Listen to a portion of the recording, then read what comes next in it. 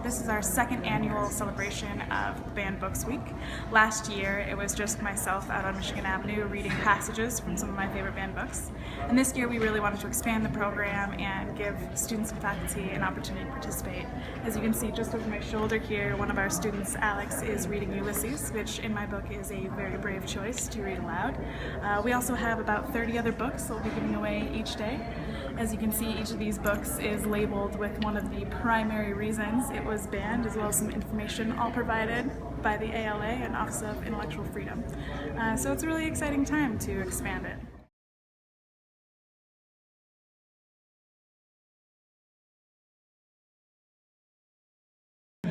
When Bobby was sober enough to realize what he'd done, he could only call Eugene's name over and over, as if that would somehow bring him back.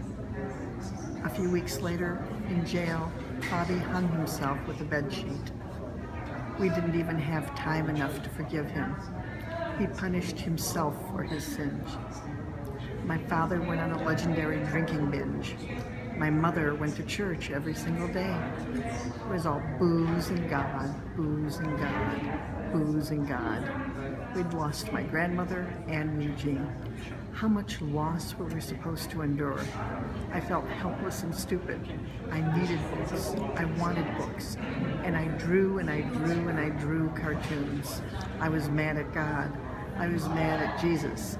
They were mocking me, so I mocked them. It was just myself in some costumes and I just read out on the sidewalk by myself last year, and I had an interesting reaction. A lot of people just passing by, but a lot of other people really stopped and were interested, and many of those people were shocked to learn. I had kind of a poster next to me last year with a list of the most commonly challenged books, and a lot of people were really shocked to see how many of their favorites from both childhood and adulthood made that list.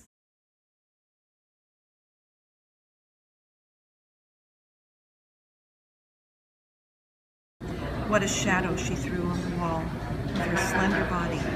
He felt that if his eye itched, she might blink, and if his muscles of his jaw stretched imperceptibly, she would yawn long before he would.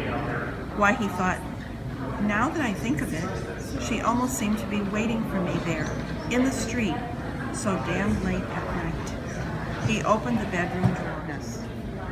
He was not happy. He was not happy. He said the words to himself. He recognized this as the true state of affairs. He wore his happiness like a mask, and the girl had run off, crossed the lawn with the mask, and there was no way of going back to knock on her door and ask for it.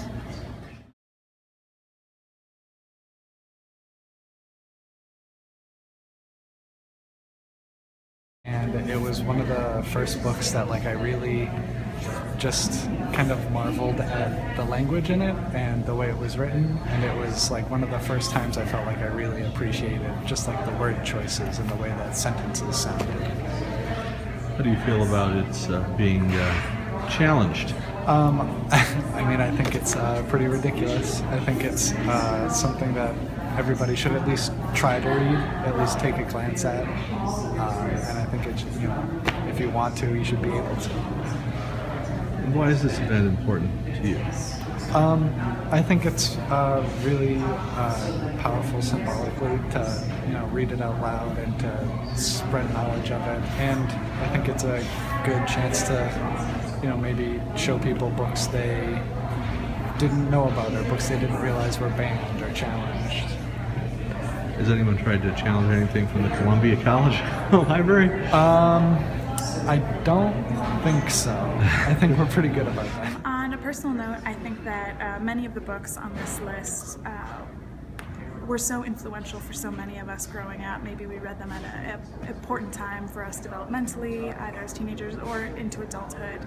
And I always try and take a time this time of year to really consider, to go back and think about who I was at the time that I read some of these books, think about the influence that they might have had on me, what shaping effect, and really consider who I might be if I wasn't given the opportunity to read those books.